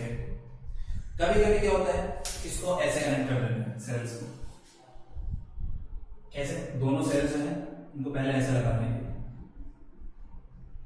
E1 और E2, ये गैलोमीटर के साथ ऐसे लगा रहे हैं। तो total EMF E1 plus E2, तो E1 प्लस E2 के लिए बैलेंसिंग लेंथ मिलेगी। सपोज वो L1 मिल रही है, E1 और E2 के बैलेंसिंग लेंथ मिल रही है मुझे L1। ठीक है, फिर क्या किया, एक सेल की पोलैरिटी चेंज कर दी, सपोज E2 की कर दी चेंज। अब ये हमें ध्यान रखना चाहिए कि E1 की वैल्यू ज्यादा है E2 से, ये पक्का है, तभी हम ऐसा कर सकते हैं। तो फिर E1 की पोलैरिटी चेंज करेंगे, अगर E2 की वैल्यू ज्यादा होगी तो E1 माइनस E2, यहाँ पर ये मिलेगा, ये क्या मिलेगा मुझे XL2, फिर ratio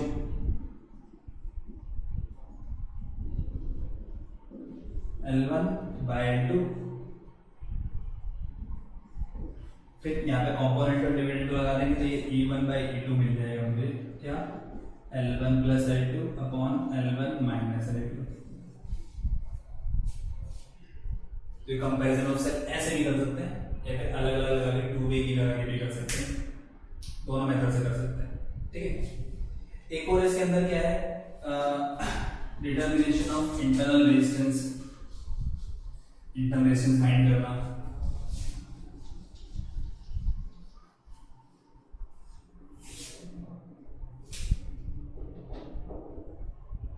internal resistance of unknown cell,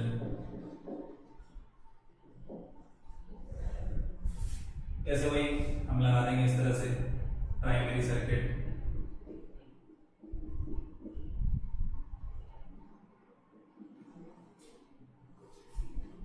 potentiometer wire हो गया AB,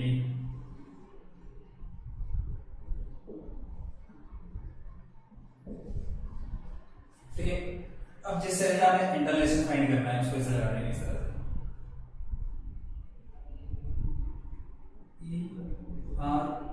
ठीक है, गैल्वेनोमीटर, और इसके पैरेलल में ऐसे एक रेजिस्टेंस बॉक्स लगा दिया, वहां से रेजिस्टेंस निकालेंगे R और एक की लगा देंगे इस तरीके से। ठीक है, इसके पैरेलल में ऐसे चीज लगा देंगे, पहले की को ओपन रखेंगे, स्टार्टिंग में की को ओपन रखेंगे मतलब यहाँ पे करंट फ्लो नहीं होगा, सिर्फ ऐसे जाएगा करंट, नल डिफ्लेक्शन देखेंगे, null deflection when key K is open, की के जब ओपन है तो नल डिफ्लेक्शन। तो देखो जब इससे हम नल डिफ्लेक्शन की को ओपन रखें तो सेल में करंट फ्लो नहीं होती, सेल से भी करंट फ्लो होती है, सेल में भी करंट फ्लो नहीं होती, मतलब जो मिलेगा मुझे ईएमएफ मिलेगा, ईएमएफ के लिए लेंथ मिलेगी पहले ये L1, तो इस लेंथ जो मिलेगी मुझे बैलेंसिंग लेंथ वो E के लिए मिलेगी इक्वल्स टू XL1। अब मैं क्या कर रहा हूँ, दूसरे टाइम पर की को क्लोज कर दिया,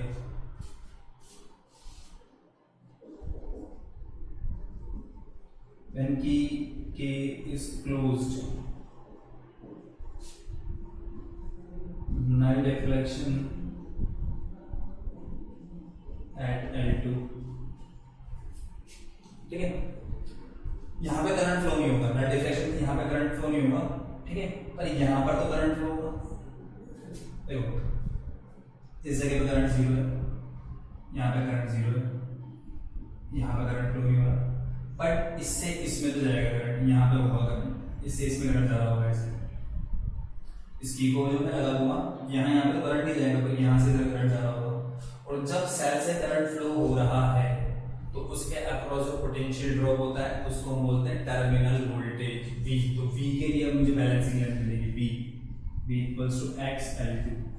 तो मुझे एक तो EMF के लिए मिली और एक V के लिए मिली, ठीक है। मैं ऊपर वाले डायग्राम को अपना कर देता हूँ, नीचे वाले से काम है। तो देखो यहाँ पर इंटर रेजिस्टेंस EV में क्या रिलेशन होता है, तो ये तुम लिख चुके पहले ऐसे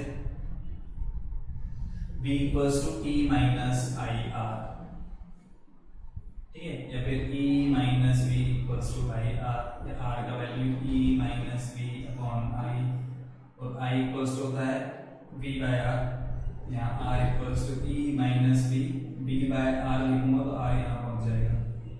ये इंटरनल रेजिस्टेंस का फॉर्मूला होता है, यहाँ से इस सर्किट के लिए ये इंटरनल रेजिस्टेंस का फॉर्मूला है। मुझे ई का वैल्यू कितना है x_L1, उसका वैल्यू x_L2, तो चाहो तो यहाँ से इसको डिवाइड भी कर सकते हो, b से इसको डिवाइड कर देंगे तो r ऐसा दिखेगा e/b माइनस 1 इंटू r। ठीक है,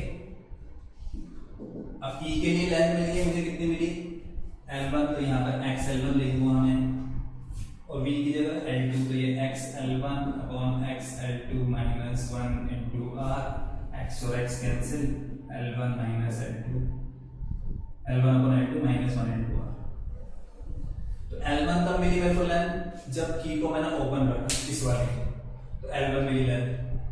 ठीक है, फिर मैंने क्या किया, की को लगा दिया और यहाँ से कोई रेजिस्टेंस निकाल दिया, उस रेजिस्टेंस की वैल्यू मुझे पता है, यहाँ से रेजिस्टेंस निकाला, उसकी वैल्यू तुम्हें पता है, मुझे पता है, क्योंकि हमने खुद ने निकाला है वो, तो यहाँ भी मुझे पता है।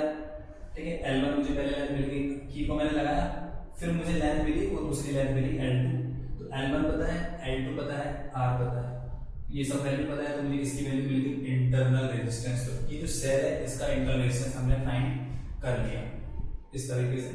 ठीक है, तो सिंपल सा मेथड है पोटेंशियोमीटर में, तो जो बैलेंसिंग लेंथ का जो पोटेंशियल ड्रॉप है, वो नीचे वाला जो पोटेंशियल डिफरेंस होगा, वो चाहे टर्मिनल वोल्टेज हो, ईएमएफ हो, या कोई रेजिस्टेंस लगा दो उसके का पोटेंशियल डिफरेंस हो, कोई भी हो, तो वो हमें मिल जाएगा वहां से। ठीक है, तो सिंपल सा कॉन्सेप्ट है, तो इससे रिलेटेड क्वेश्चंस तुम कर सकते हो। ठीक है, तो प्रीवियस ईयर क्वेश्चंस पेपर है, उसमें इससे बहुत सारे क्वेश्चन आते हैं, पोटेंशियोमीटर से क्वेश्चन आते हैं, मीटर बेस से क्वेश्चन आए हुए हैं हमारे। ठीक है, और वही एमीटर वोल्टमीटर से क्वेश्चन आया, कन्वर्जन से, मतलब गैल्वेमीटर को मीटर में कन्वर्ट करने से। तो इस टाइप के क्वेश्चंस तुम्हें प्रीवियस ईयर की शीट में मिल जाएंगे तुम्हें। ठीक है, तो उन क्वेश्चंस को तुम्हें सॉल्व करना है, और जो भी तुम्हें डाउट्स हो उसको पूछना है मुझसे। ठीक है, तो आज के लेक्चर में इतना ही पढ़ेंगे। Okay, thank you.